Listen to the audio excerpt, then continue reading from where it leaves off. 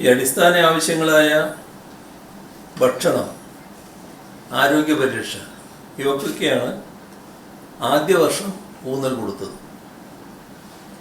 അവകാശം അതിവേഗം യജ്ഞത്തിൻ്റെ ഭാഗമായി 21,263 അവകാശ രേഖകളും അടിയന്തര സേവനങ്ങളും നൽകുന്നതിൻ്റെ നടപടികളും പൂർത്തിയാക്കി.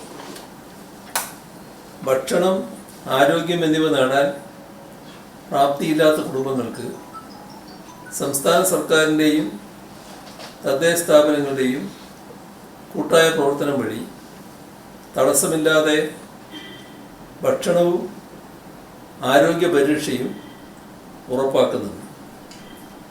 അവശേഷിക്കുന്ന കുടുംബങ്ങളെയും അതിദാരിദ്ര്യത്തിൽ നിന്ന് മുക്തരാക്കാനുള്ള സജീവ പ്രവർത്തനങ്ങളാണ് രണ്ടാം ഘട്ടത്തിൽ പുരോഗമിക്കുന്നത്.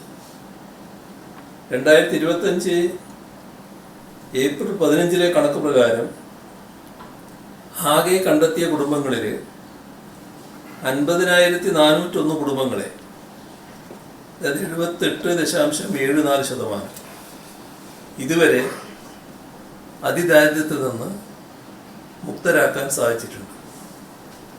ഇനി അതിദാരിദ്ര്യമുക്തരാക്കാനുള്ള കുടുംബങ്ങളിൽ ഏറിയ പങ്കും സ്ഥിര വരുമാനം ആവശ്യമുള്ളവരും സുരക്ഷിതമായ വാസസ്ഥലം, അതായത് വസ്തുവും വീട് മാത്രം, അതേപോലെ നിലവിലുള്ള വീടുകളുടെ പുനരുദ്ധാരണം, ഇങ്ങനെയുള്ള ആവശ്യങ്ങളുള്ളവരാണ്.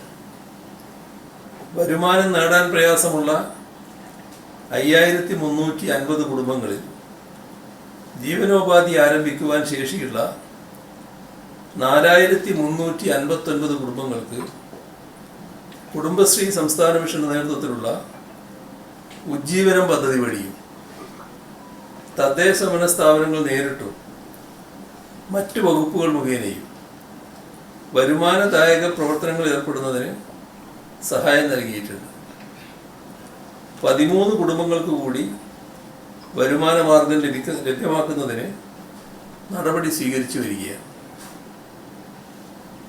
വീട് മാത്രം ആവശ്യമുള്ള 3,143 കുടുംബങ്ങൾക്ക് ഇതുവരെ വീട് നിർമ്മാണത്തിനുള്ള ആനുകൂല്യം നൽകി. അവയുടെ നിർമ്മാണം പൂർത്തിയായിട്ടുണ്ട്. വസ്തുവും വീടും ആവശ്യമുള്ള 699 കുടുംബങ്ങളുടെയും വീട് നിർമ്മാണം പൂർത്തിയായി.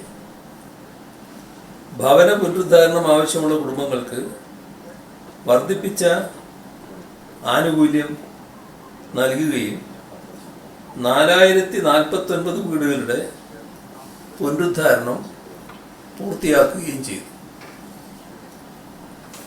വീട് മാത്രമോ വസ്തുവും വീടുമോ ലഭിക്കുവാൻ അർഹതയുള്ള കുടുംബങ്ങളിൽ വാടക വീടുകളിൽ താമസിക്കുന്നതിന് താൽപ്പര്യം പ്രകടിപ്പിച്ച 606 കുടുംബങ്ങളെ വാടക വീടുകളിലേക്ക് മാറ്റിപ്പാർപ്പിച്ചു. സ്വന്തമായി ഭൂമിയില്ലാത്തവർക്ക് ഭൂമി കണ്ടെത്തുന്നതിനായി മനസ്സോടിത്തിരി മണ്ണ് പദ്ധതിയുടെ രണ്ടാം ഘട്ടം എല്ലാ ജില്ലകളിലും നടന്നു വരികയാണ്.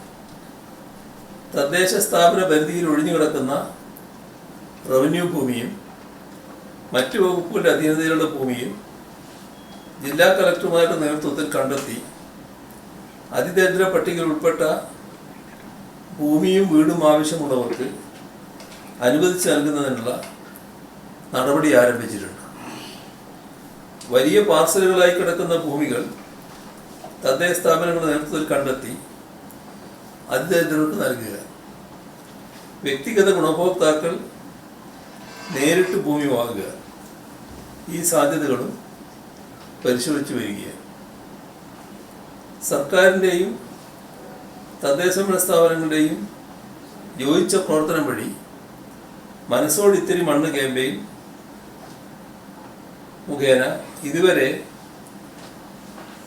8.89 ഏക്കർ ഭൂമിയും റവന്യൂ വകുപ്പ് മുഖേന 5.5 ഏക്കർ റവന്യൂ ഭൂമിയും കണ്ടെത്തി.